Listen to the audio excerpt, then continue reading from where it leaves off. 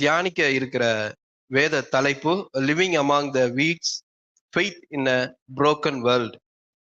சுருக்கமாக சொல்ல வேண்டும் என்று சொன்னால் தமிழிலே கோதுமைகள், களைகள் மத்தியில் கோதுமைகள் அப்படின்னு சொல்லலாம். நம்ம ஊர்ல நமக்கு புரியுற மாதிரி சொல்றதா இருந்தா, நம்ம ஊர்ல வயல்லாம் இருக்குது. ஸோ வயல்ல பார்த்தோம் அப்படின்னா களைகள் வளர்ந்து கொண்டே இருக்கும், நெல்லும் வளர்ந்துகிட்டே இருக்கும். ஸோ நெல்லு மத்தியில எப்படி களைகள் வளருது, களைகள் மத்தியில எப்படி நெல்லு வளருது அப்படிங்கிறதுக்கான ஒரு தலைப்பு. ஸோ இந்த நெருக்கங்கள் நிறைந்த உலகத்தில், பாவ சிந்தனைகள், அக்கிரமங்கள் நிறைந்த உலகத்தில் பரிசுத்தரை நாம் ஏற்றுக்கொண்ட நாம் எப்படி வாழப் போகிறோம் என்பது மிகப்பெரிய ஒரு சவாலான விஷயம். ஸோ அதை குறித்து தான் நாம் தியானிக்க போகிறோம். பொதுவாக இந்த போர்ஷன் வந்து இயேசுவானவர் இந்த ஓமையை சொல்வதற்கான காரணம் பரலோக ராஜ்யம், அதை குறித்து அதை மையமாக வைத்து இந்த ஓமையை சொல்கிறார். ஸோ என்னோடு கூட நீங்கள் வாசிக்கும்படியாய் கேட்டுக்கொள்கிறேன். உங்களுடைய வேதகத்தை நீங்கள் எடுத்துக்கொள்ளுங்கள். மத்தேயு 13வது அதிகாரம் வசனம் 24 முதல் 30 வரை நீங்கள் என்னோடு சேர்ந்து படிக்கும்படியாய் உங்களை கேட்கிறேன். வேறொரு உவமையை அவர்களுக்கு சொன்னார். பரலோக ராஜ்யம் தன் நிலத்தில் நல்ல விதையை விதைத்த மனுஷனுக்கு ஒப்பாயிருக்கிறது. மனிதர்கள் தூங்கும் போது அவனுடைய சத்துரு வந்து கோதுமைக்குள் களைகளை விதைத்து விட்டு போனான். பயிரானது வளர்ந்து கதிர்விட்ட போது களைகளும் காணப்பட்டது. வீட்டெஜமானுடைய வேலைக்காரர்கள் அவனிடத்தில் வந்து, ஆண்டவனே, நீர் உமது நிலத்தில் நல்ல விதையை விதைத்தீர் அல்லவா, பின்னே அதில் களைகள் எப்படி உண்டானது என்றார்கள். அதற்கு அவன், சத்துரு அதை செய்தான் என்றான். அப்பொழுது வேலைக்காரர்கள், நாங்கள் போய் அவைகளை பிடுங்கி போட உமக்கு விருப்பமா என்று கேட்டார்கள். அதற்கு அவன், வேண்டாம், களைகளை பிடுங்கும் போது நீங்கள் கோதுமையையும் சேர்த்து வேரோடு பிடுங்காதபடிக்கு இரண்டையும் அறுப்பு மட்டும் வளர விடுங்கள். அறுப்பு காலத்தில் நான் அறுக்கிறவர்களை பார்த்து, முதலாவது களைகளை பிடுங்கி அவைகளை சுட்டெரிக்கிறதற்கு கட்டுகளாக கட்டுங்கள், கோதுமையோ என் களஞ்சியத்தில் சேர்த்து வையுங்கள் என்பேன் என்று சொன்னான் என்றார். அடுத்த போர்ஷன், இது ஒரு ஓமையை சொல்றாரு. இந்த ஓமைக்கான விளக்கம் வந்து இயேசுவானவரவே சொல்றாரு. ஸோ அது என்ன போர்ஷன் அப்படின்னா, மத்தேயு 13வது அதிகாரம் வசனம் 36 முதல் 43 வரை நீங்கள் அதையும் வாசிக்கும்படி கேட்கிறேன். அப்போது இயேசு மக்களை அனுப்பிவிட்டு வீட்டிற்கு போனார். அவருடைய சீடர்கள் அவரிடத்தில் வந்து, நிலத்தின் களைகளை பற்றிய ஓமையை எங்களுக்கு விலக்கி சொல்ல வேண்டும் என்றார் கேட்டார்கள். அவர் மறுமொழியாக, நல்ல விதையை விதைக்கிறவன் மனிதகுமாரன், நிலம் உலகம். நல்ல விதை ராஜ்யத்தின் பிள்ளைகள், களைகள் சாத்தானுடைய பிள்ளைகள். அவைகளை விதைக்கிற சத்துரு பிசாசு. அறுவடை உலகத்தின் முடிவு. அறுக்கிறவர்கள் தேவதூதர்கள். ஆதலால் களைகளை சேர்த்து அக்கினியினால் சுட்டெரிக்கிறது போல இந்த உலகத்தின் முடிவு இருக்கும். சோ பரலோக ராஜ்யத்தை குறித்து நீங்கள் அநேக காரியங்களை குறித்து கேள்விப்பட்டிருப்பீர்கள். சோ நானும் கூட சிறு வயது முதல் இந்நாள் வரையிலும் இந்த பரலோக ராஜ்யம், இரண்டாம் வருகை, இப்படிப்பட்ட காரியங்களை குறித்து நான் அதிகமாக கேள்விப்படுவேன். இதை குறித்து இன்னும் ஒரு சிலர் வந்து ரொம்ப வீரியமா பேசுவாங்க, ரொம்ப ரொம்ப எக்ஸாகரேட் பண்ணி பேசுவாங்க.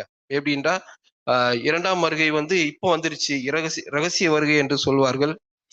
கொஞ்ச நாளுக்கு முன்னாடி பாத்தீங்க அப்படின்னா, இந்த செல்போன்லாம் வந்த புதுசுல, சிம் கார்டுலாம் வந்த புதுசுல எல்லாரும் என்ன சொன்னாங்க அப்படின்னா, அதுலதான் அந்த 666 எல்லாம் வச்சு எல்லாமே இது பண்ண போறாங்க அப்படின்லாம் சொல்லிட்டு இருந்தாங்க. அப்புறம் சிம் கார்டு ரொம்ப சின்னதா வந்த உடனே என்ன சொல்லிட்டாங்க அப்படின்னா, அதை நம்ம பாடியில எல்லாம் இன்சர்ட் பண்ணிடுவாங்க அப்படின்லாம் சொன்னாங்க. இப்போ ஒரு செய்தி என்ன அப்படின்னா, சிம் கார்டு இல்லாம உங்களுக்கு நீங்க பேசலாம் அப்படிங்கிற மாதிரி எல்லாம் டெக்னாலஜி வந்திருக்குன்னு சொல்லி இருக்கிறாங்க. சோ எல்லாருக்குமே என்ன அப்படின்னா, அந்த 666 அப்படிங்கிற நண்பரை வச்சு, சோ இப்படி நடக்கும் அப்படி நடக்கும், உள்ள சிப் வச்சிருவாங்க, நமக்குள்ள வச்சு நம்மள மானிட்டர் பண்ணுவாங்க, இப்படி எல்லாம் நடக்க போகுது அப்படிங்கறது குறிச்சு நிறைய விஷயங்கள் பேசிக்கிட்டு இருப்பாங்க. சோ அந்த பரலோக ராஜ்யம் வந்து, நம்ம இந்த பூமியில கஷ்டப்படுறோம், நீங்க வந்து ஆண்டவருக்காக கஷ்டப்படுங்க, பரலோக ராஜ்யத்துல வந்து உங்களுக்கு எல்லாமே நிறைவா கிடைக்கும் அப்படிங்கிற மாதிரி எல்லாம் ஒரு டாக் போயிட்டு. ஆக்சுவலா நாங்க வந்து பைபிள் காலேஜ் படிச்சுட்டு இருந்தோம். நான் மாஸ்டர் ஆஃப் டிவினிட்டி படிச்சேன். அப்போ வந்து என்ன ஒரு டிஸ்கஷன் நாங்க பண்ணோம், எங்களுடைய மாணவர்கள்லாம் சேர்ந்து. என்ன டிஸ்கஷன் பண்ணோம் அப்படின்னா, இந்த கிங்டம் ஆஃப் ஹெவன் ஹவ், இதை பத்தி நம்ம ஒரு டிஸ்கஷன் பண்ணலாம் அப்படின்னு சொல்லி ஒவ்வொருத்தரும் ஒவ்வொரு கருத்துக்களை முன் வச்சாங்க. அப்போ ஒருத்தர் பேசினாரு. என்ன சொன்னாரு அப்படின்னா, பிரதர், நம்ம வந்து பரலோக ராஜ்யம் நமக்கு கிடைக்கும் கிடைக்கும், சோ அதுக்குள்ள நம்ம பிரவேசிச்சிருவோம் அப்படின்னு சொல்லி நினைச்சிட்டே நம்ம வந்து ஆண்டவருக்கு கீழ்ப்படிவது ஒரு நல்ல காரியமான்னு எனக்கு தெரியல அப்படின்னு சொன்னாரு. ஏன் இப்படி சொல்றீங்க? ஆண்டவருக்காக நம்ம வந்து பரலோக ராஜ்யம் நம்ம கொடுப்பாரு அப்படிங்கிறதுக்காக வேண்டி எல்லா கஷ்டத்தையும் நம்ம தாங்கிட்டே இருந்துக்கலாமா அப்படின்னு சொல்லிட்டு.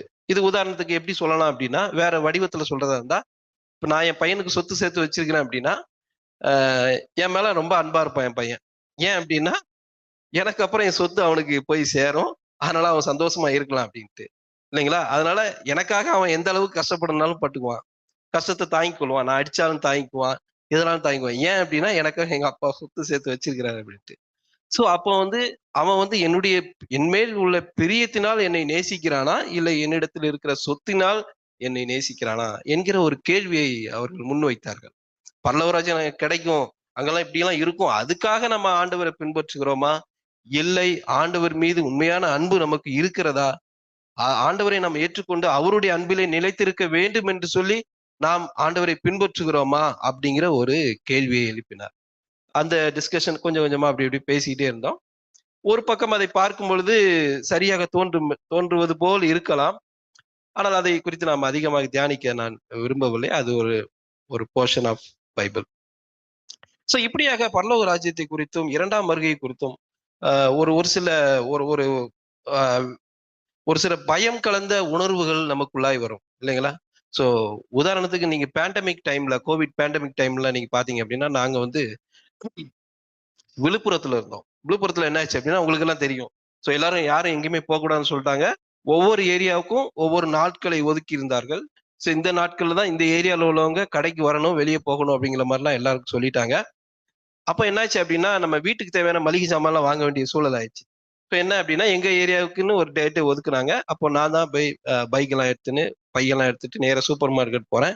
சூப்பர் மார்க்கெட் போய் நின்னா, சூப்பர் மார்க்கெட் எனக்கு முன்னாடி 1 கிலோமீட்டருக்கு முன்னாடி இருக்குது. நான் 1 கிலோமீட்டருக்கு பின்னாடி நிக்கிறேன். எனக்கு முன்னாடி அத்தனை பேர் வரிசையா நிக்கிறாங்க. ஏன் அப்படின்னா, சூப்பர் மார்க்கெட்ல பொருட்களை வாங்குவதற்கு நிக்கிறாங்க. கையில பணம் இருக்குது, பொருட்கள் வாங்க முடியல. அப்படிங்கிற ஒரு ரொம்ப ஒரு பதட்டமான சூழல் பார்த்தோம் நம்ம. அப்பல்லாம் நான் யோசிச்சேன். ஒருவேளை இப்படி திடீர்னு ஆண்டவர் வந்துட்டாருன்னா இப்ப என்ன பண்றது? எப்படி இருக்க போகுது? ஏன்னா அந்த மாரி சூழல்லாம் நம்ம அனுபவிச்சதே இல்லைங்களா? சோ நம்ம போவோம், கடைக்கு போவோம். அப்படியே டக்குன்னு வாங்கிட்டு அப்படியே அப்படியே வந்துருவோம். கையில பணம் இருக்கிறதுனால ஒரு கடையில கூட்டமா இருக்கா, அடுத்த கடையில போய் வாங்கிருவோம். அன்னைக்கு தான் எனக்கு ஒரு புது அனுபவமா இருந்துச்சு. உங்களுக்கு கூட அந்த அனுபவங்கள் இருந்திருக்கும் என்று நான் நினைக்கிறேன். அந்த மாரி சூழல்ல நான் நினைக்கும் பொழுது, ஒருவேளை ஆண்டவருடைய வருகையெல்லாம் இப்படிதான் இருக்கும் போல அப்படிங்கிற மாரி ஒரு பிம்பங்கள் தெரிய ஆரம்பிச்சது. நெறைய செய்திகள் அந்த நேரத்துல நம்ம கேள்விப்பட்டிருப்போம். நீங்க கேள்விப்பட்டிருப்பீங்களா இல்லன்னு தெரியல. சிலர் வந்து என்ன பண்ணாங்க அப்படின்னா, பொருள் இல்லாதவங்க வந்து நெறைய வீட்டுக்குள்ள எல்லாம் புகுந்து எல்லாத்தையும் அடிச்சு, பொருள் எல்லாம் வெளியே எடுத்துட்டு போயிட்டாங்க அப்படிங்கிற மாரி. மக்களுக்கு மக்கள் விரோதமாக எழும்பி அப்படி இப்படிலாம் நெறைய காரியங்கள் நடந்துச்சுன்னு சொல்லி, பரலோக ராஜ்யத்து குறித்து இப்படிப்பட்டதான ஒரு சில கருத்துகள் நம்ம மத்தியிலே பரப்பப்படுகிறது. இல்லை நாம் ஒரு சில வேளைகள்ல தவறான விதத்திலே அதை புரிந்து கொள்வதற்கான வாய்ப்புகள் இருக்கிறது. இந்த நாளிலே பரலோக ராஜ்யம் ஒன்று உண்டு என்று சொன்னால், நாம் அதற்கு எப்படியாக தயாராக வேண்டும்? நம்மளுடைய பொறுப்பு என்ன என்பதை குறித்து தான் இன்றைக்கு நாம் தியானிக்க இருக்கிறோம். நீங்கள் இந்த வாசித்த இந்த உவமைகளை பார்ப்போம் என்று சொன்னால், சோ ஒருத்தர் வந்து விதைக்கிறாரு. விதைச்சு முடிச்ச உடனே கொஞ்ச நாள் ஆச்சு, பயிரெல்லாம் வளர்ந்துருது. கூடயே களையும் சேர்ந்து வளர்ந்துருது. சோ களைய பாக்குறாங்க ஒருத்தன் வந்து, இந்த களைய என்னாச்சு இந்த களை திடீர்னு வளர்ந்துருச்சே, இதை நம்ம உடனே புடுங்கி போயிடலாம். நீங்க எதுவும் விதைச்சீங்களா? இல்ல நாங்க புடுங்கி போடட்டுமான்னு சொல்லி எஜமான பார்த்து கேட்கிறாரு அந்த வேலைக்காரன். உடனே எஜமான் சொல்றாரு, இல்ல இல்ல அது வளரட்டும். அதற்கென்று நான் ஒரு ஆளை நியமித்திருக்கிறேன். தேவதூதர்கள் வந்து களைகளை தனியா பிரிச்சிருவாங்க, கோதுமையை தனியா பிரிச்சிருவாங்க. களைகள் எல்லாம் சுட்டரிக்கப்படும், கோதுமைகள் களஞ்சியத்திலே சேர்க்கப்படும் என்று சொல்லி. சோ இதைத்தான் எல்லாரும் சொல்றாங்க. என்ன அப்படின்னா, கடைசி நாட்களிலே ஆண்டவர் நியாயம் தீர்ப்பார். அந்த நியாயம் தீர்ப்பு ஆண்டவருக்குரியது என்று சொல்லி. சோ முதலாவது நாம் பார்க்கும் பொழுது,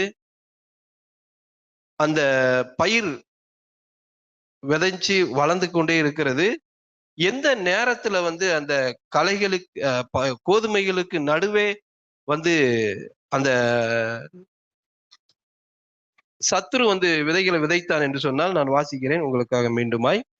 மனிதர்கள் தூங்கும் போது அவனுடைய சத்துரு வந்து கோதுமைக்குள் களைகளை விதைத்து விட்டு போனான் என்று சொல்லி. சோ மனிதர்கள் தூங்கும் பொழுது இல்லைங்களா? சோ எப்போதுமே நம்ம ஒரு தோட்டம் ஒண்ணு வச்சிருக்கிறோம், வயல்காடு வச்சிருக்கிறோம் அப்படின்னா, எப்பவுமே நம்ம கண்காணித்து கொண்டே இருப்போம். அதுக்குள்ள மாடு போயிடக்கூடாது, இல்ல வேற எதுவும் மிருகங்கள் போய் சேதப்படுத்தி விடக்கூடாது என்று சொல்லி கண்காணித்து கொண்டே இருப்போம். ஒரு சில நேரத்துல நாம் அதை கண்காணிப்ப தவறி விடுகிறோம். அது போன்ற நேரத்துல தான் என்ன நடக்கும் அப்படின்னா, நிறைய திருட்டுலாம் நடக்கும். நிறைய அசம்பாவிதங்கள் நடப்பதற்கான வாய்ப்புகள் இருக்கு. சரிங்களா? சோ கொஞ்சம் அசந்த நேரம், கொஞ்சம் தூங்குற நேரம், அந்த வேலைக்காரர்கள்லாம் தூங்குற நேரத்துல அந்த கோதுமை நிலமானது பாதுகாப்பற்ற சூழல்ல இருக்கிறது. அந்த நேரத்துல தான் சத்துரு வந்து என்ன பண்ணிடுறான், தன்னுடைய விதைகளை அதிலே விதைத்து விட்டு போகிறான். பாதுகாப்பற்ற ஒரு நிலம், பாதுகாப்பற்ற ஒரு குடும்பம், பாதுகாப்பற்ற ஒரு உறவு எது என்று சொன்னால் பாதுகாப்பற்ற குடும்பம். எது பாதுகாப்பற்ற குடும்பம் என்று சொன்னால், உங்களுக்கும் உங்களுடைய மனைவிக்குமோ இல்ல உங்களுடைய கணவருக்குமோ ஒரு மிஸ் அண்டர்ஸ்டாண்டிங் வருகிறது என்று சொன்னால், ஒரு புரிதலிலே ஒரு முரண்பாடுகள் வருகிறது என்று சொன்னால், அதுதான் பாதுகாப்பற்ற குடும்பம். உங்களுக்கும் உங்களுடைய குழந்தைகளுக்குமே ஏதோ ஒரு வகையிலே ஒரு கான்ஃபிளிக்ட், ஒரு முரண்பாடுகள், பிரச்சனை இருக்கிறது என்று சொன்னால், அதுதான் பாதுகாப்பற்ற ஒரு குடும்பம். உங்களுடைய குடும்பத்திலே ஜெபம் இல்லை என்று சொன்னால், குடும்பத்திலே வேத வாசிப்பு இல்லை என்று சொன்னால், அதுதான் பாதுகாப்பற்ற ஒரு சூழல். அந்த சூழலை தான் யார் தேர்ந்தெடுக்கிறார் என்று சொன்னால், சத்ருவானவன் தேர்ந்தெடுக்கிறான் உங்களுடைய உள்ளத்திலே விதைகளை விதைப்பதற்கு.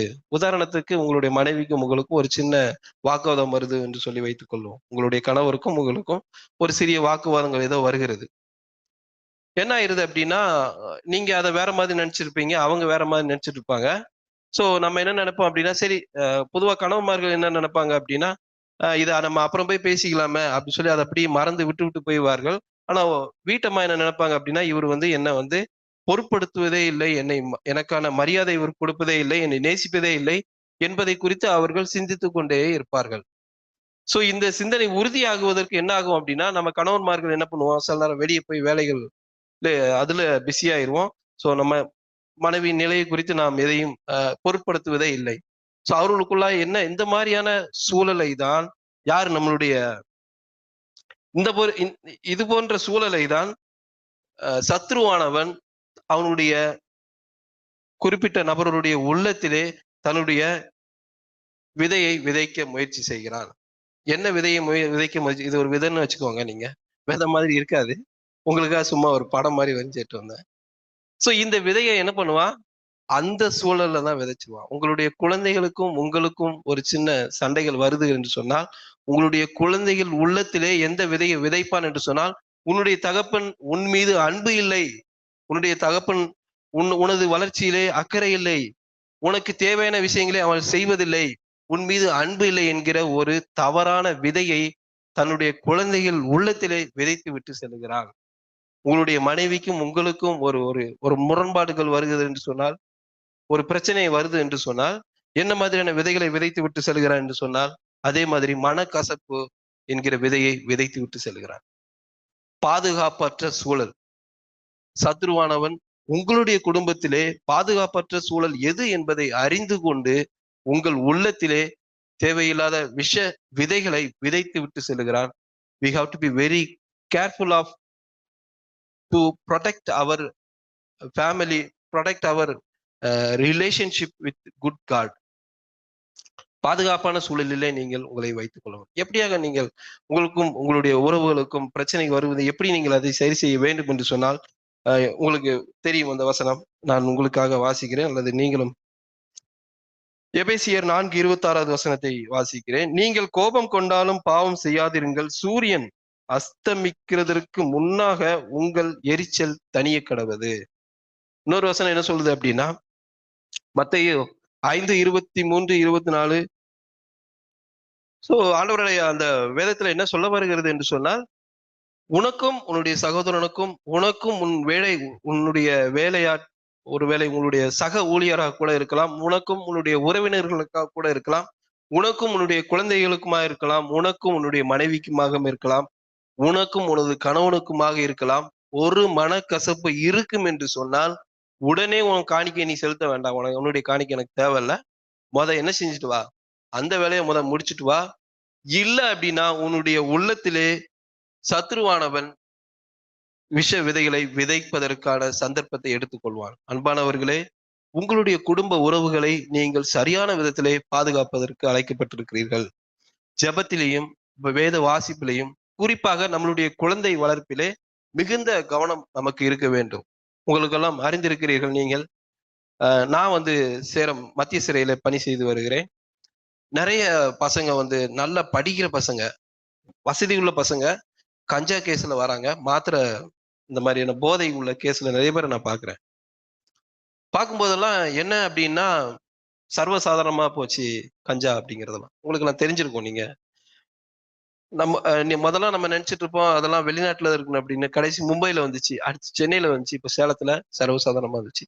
உங்களுடைய குழந்தைகளின் எதிர்காலம் ரொம்ப ரொம்ப மோசமாக இருக்கிற சூழலிலே நாம் இருக்கிறோம். நாம் நம்முடைய குழந்தைகளை எப்படி வளர்க்கிறோம் என்பது ரொம்ப ரொம்ப முக்கியம். சரிங்களா? சோ வசனம் என்ன சொல்லுகிறது? உபாகமம் சாரி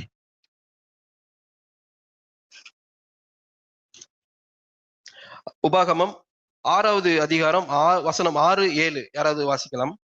உபாகமம் 6வது அதிகாரம் வசனம் 6, 7.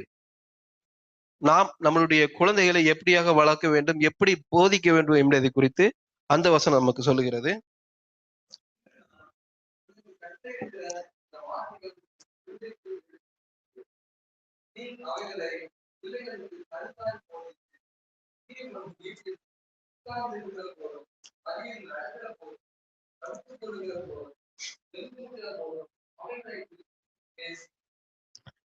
வசனம் என்ன சொல்லுது?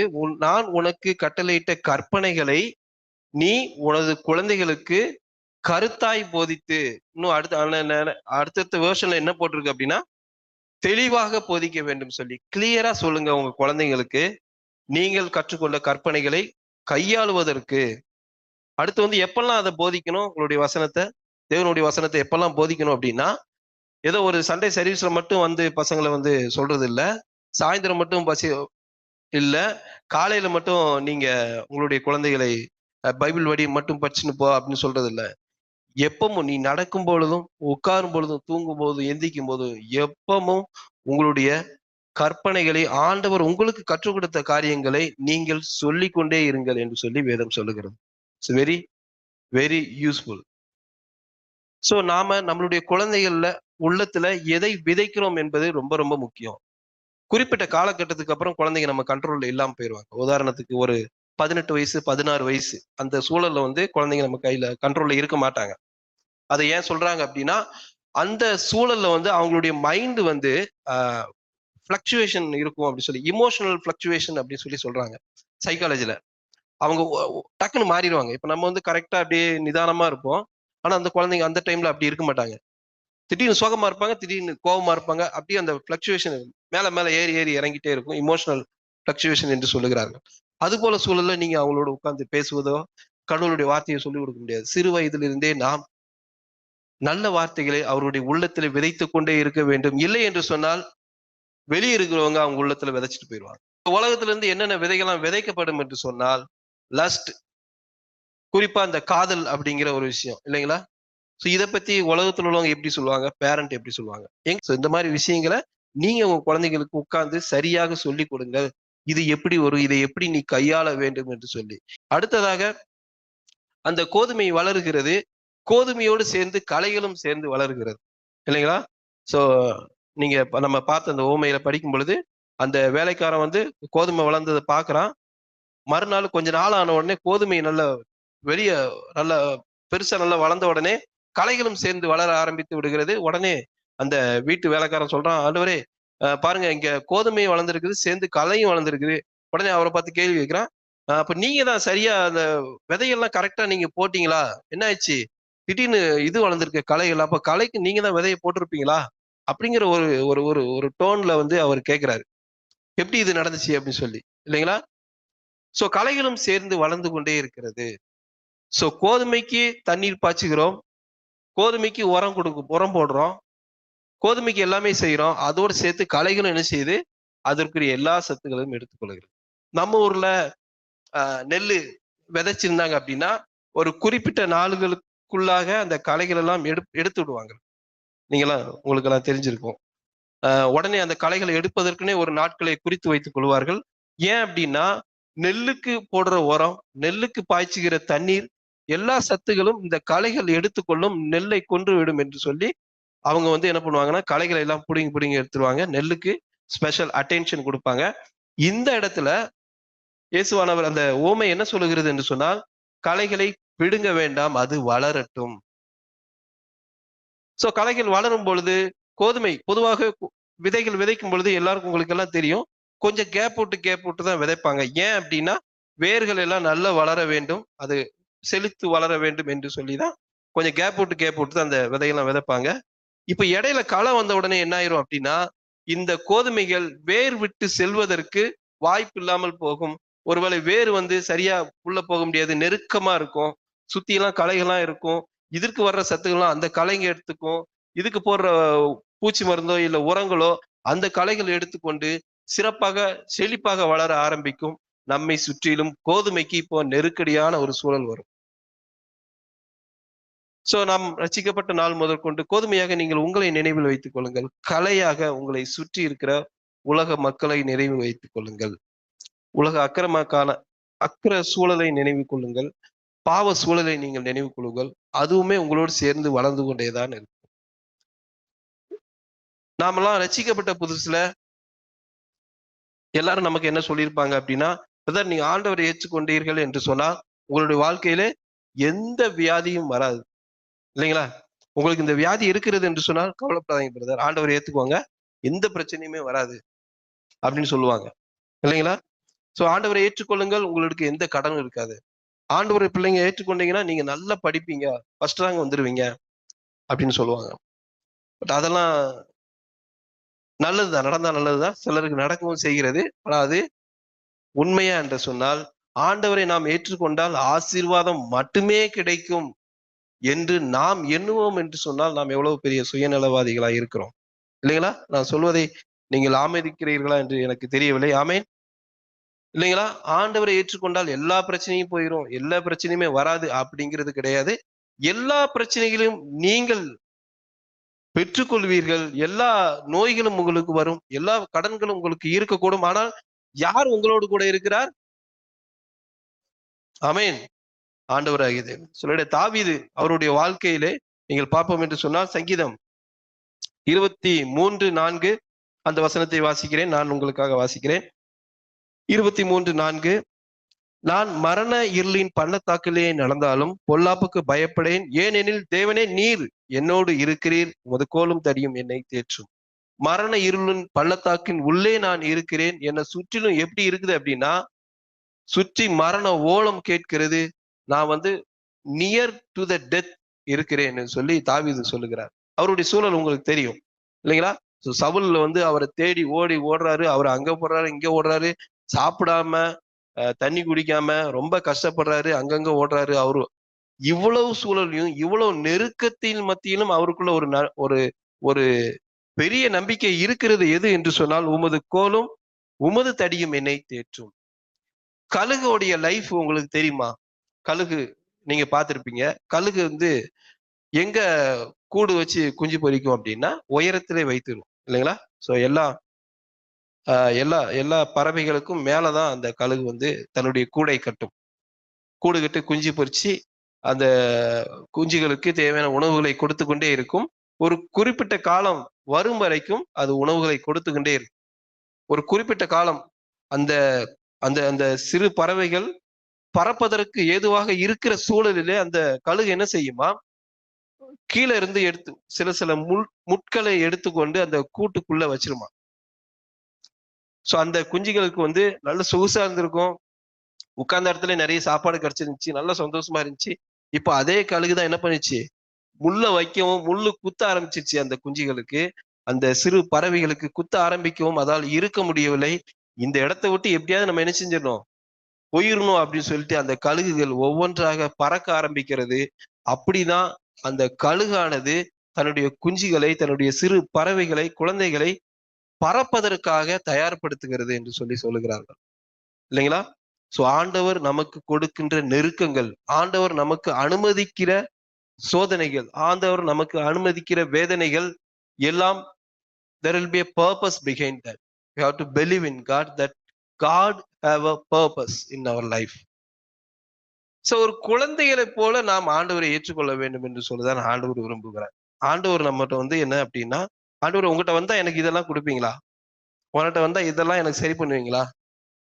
இது எப்படி இருக்குது அப்படின்னா ஒரு கமர்ஷியல் இல்லைங்களா? கமர்ஷியல் மாதிரி இருக்குல்ல. நான் உங்களுக்கு ஒரு 10 ரூபா கொடுக்குறேன், எனக்கு நீங்க என்ன பண்ணுங்க, ஒரு 10 ரூபா கொடுங்க, இல்ல ஒரு 20 ரூபா கொடுங்க.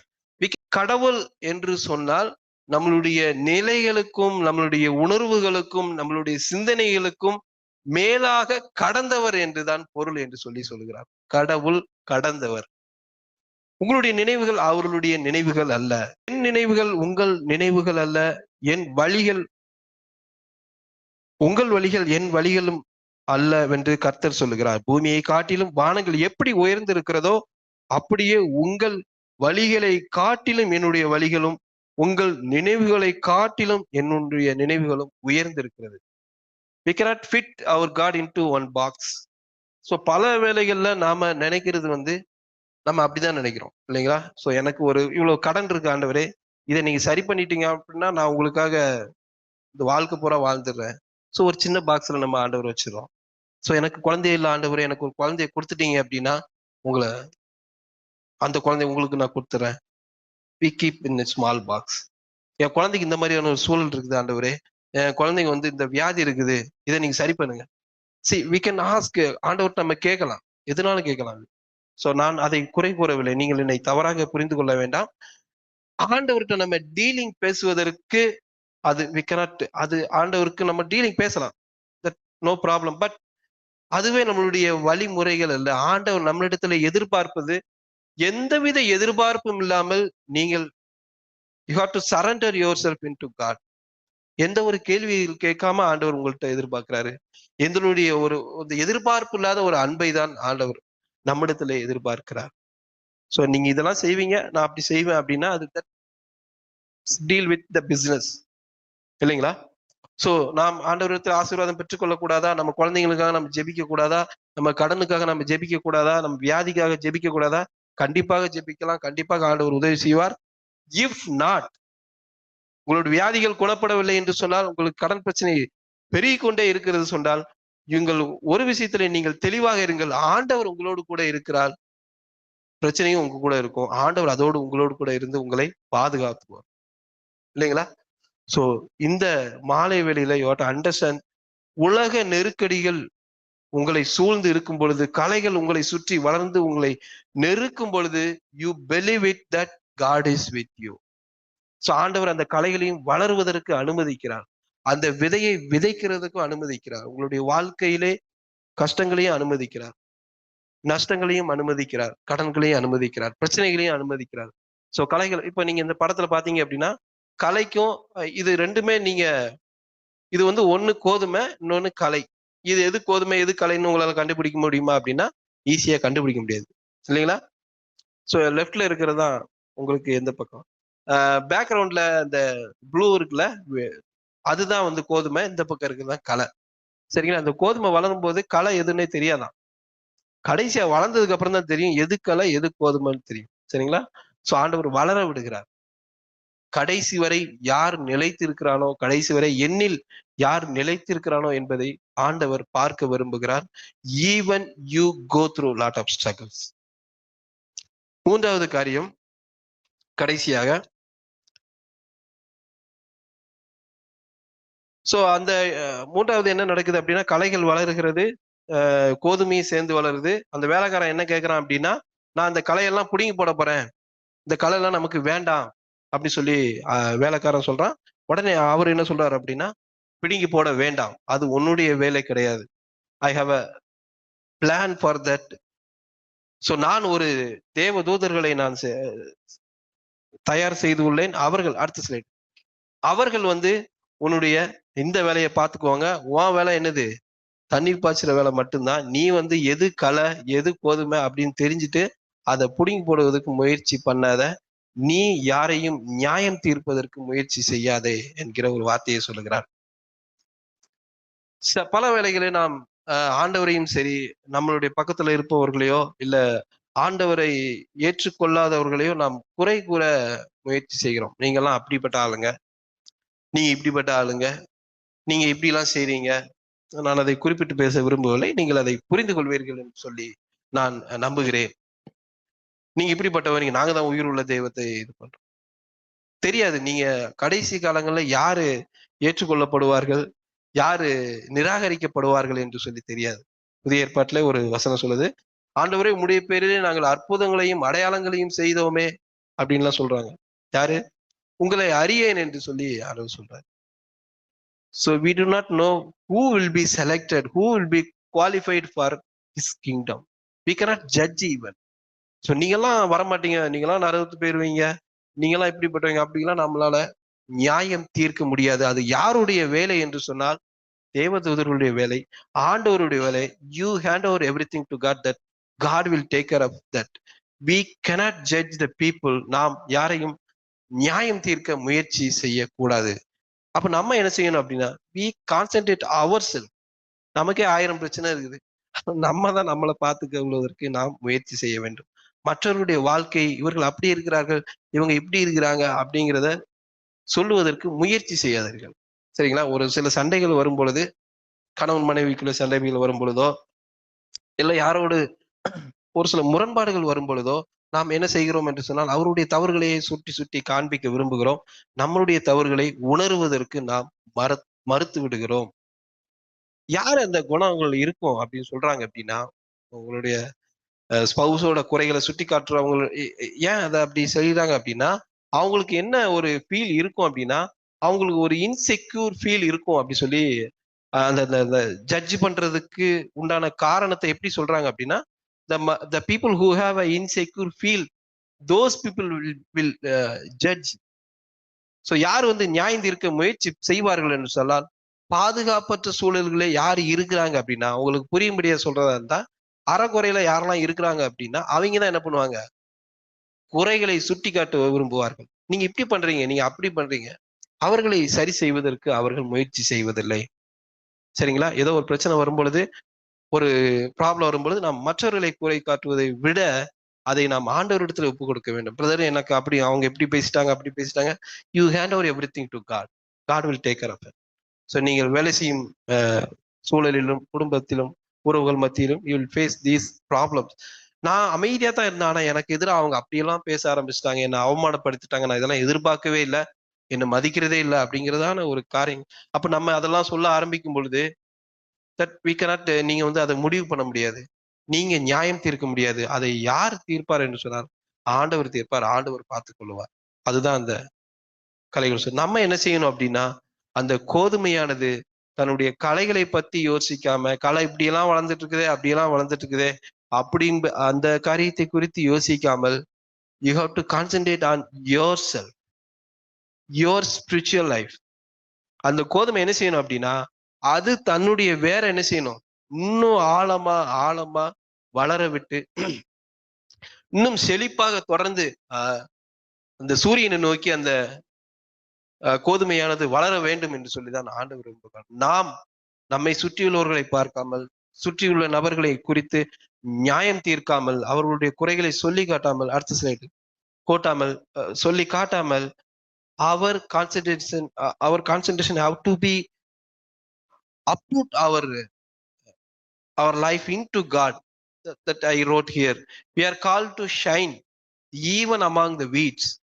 The weed grows strong and upright, reaching towards the sun. So நாம் எதற்காக அழைக்கப்பட்டிருக்கிறோம் என்று சொன்னால், பிரகாசிப்பதற்காக அழைக்கப்பட்டிருக்கிறோம். இருளிலே ஒளி கொடுக்கிற பிள்ளைகளாய் அழைக்கப்பட்டிருக்கிறோம். இருள் இருந்தா தானே நம்ம ஒளி கொடுக்க முடியும், இல்லைங்களா? இருளே இல்லை அப்படின்னா நம்ம ஒளி கொடுக்கறதுல பிரயோஜனமே இல்லை. சோ யாரு தவறு செய்கிறார்களோ, யாரு அநியாயக்காரர்களா இருக்கிறார்களோ, அவர்கள் மத்தியிலே தான் நாம் என்ன செய்ய முடியும், ஒளி கொடுக்க வேண்டும். அவர்கள் மத்தியிலே தான் இயேசுவை நாம் பிரதிபலிப்பதற்கு முன்னுரிமை கொடுக்க வேண்டுமே தவிர, நாம் அவங்கெல்லாம் நல்லா இருக்கிறாங்க, ஆண்டவரை ஏற்றுக்கொண்ட நாள் முதல் நான் கஷ்டப்படுகிறேனே, ரொம்ப நாளா ப்ரேயர் பண்ணிட்டு இருக்கிறேன், இந்த ப்ரேயருக்கு பதிலே இல்லையே, ரொம்ப நாளா நான் ஆண்டவர்கிட்ட கேட்டுக்கிட்டே இருக்கிறேன், பதிலே இல்லையே, ஆண்டவர் மௌனம் கொடுக்குறாரு, ஆனா அவெல்லாம் அவ்வளோ அநியாயம் பண்றாங்க, அவ்வளோ தப்பு பண்றாங்க, பட் அவங்களுக்கு எல்லா ஆசீர்வாதமும் சகலமா கொடுத்துட்டு இருக்கிறாங்களே, கலைகளும் சேர்ந்து வளரத்தான் செய்கிறது. ஆனால் நாம் அதை நியாயம் தீர்க்க முடியாது, ஆண்டவர் அதை நியாயம் தீர்க்கிறார்.